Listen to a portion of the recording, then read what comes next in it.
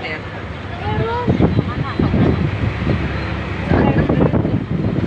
Sa pier. Ikot daw ng pier, tapos C5 yata. Sabi ni, ni Birdie yung forward, di ba katabi ng hangin? Oo nga, nakalagay naman doon. Wala pa akong nakikita. Hanapin mo, random, nakatag ng isa. Yung tingnan mo sa attendance mo kung marami na kayo. Nakatasa nga. Anak ko, hindi tayo magkaklase. Kala niya kakasa. Magkatabi lang kaya tayo doon. Pero nagkaklase kami, second year. Virgin.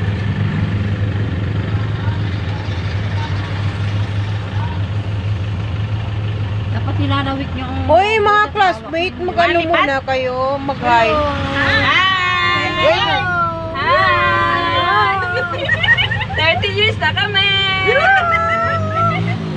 Hello! Makukulit pa rin. Ngindihan siya at patingin. Welcome, salamat dumating ka. Welcome, salamat dumating kayo.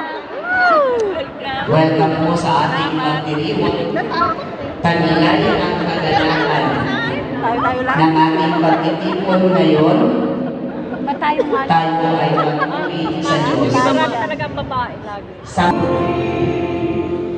minamahal na mga kapatid, walang higit na mahalaga, walang higit pa sa kasiyahan ng pagtitipon kapiling ang Diyos.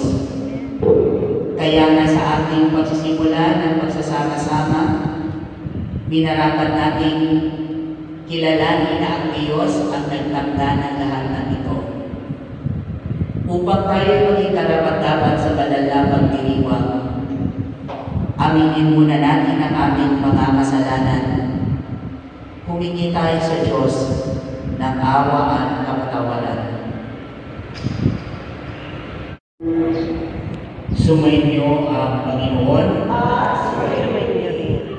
Ang mabuting balita ng Panginoon ayon kay San Marcos.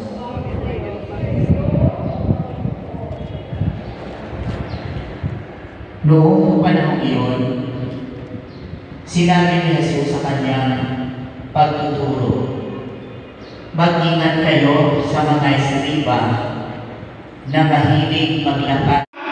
Kaya na lumabas, tayo may nasa class, pero hindi tayo mahihigitan.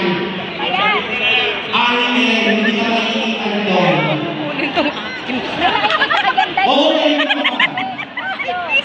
ngayon ka. Ngayon ba? Madam Vice President? Ayan, hindi na.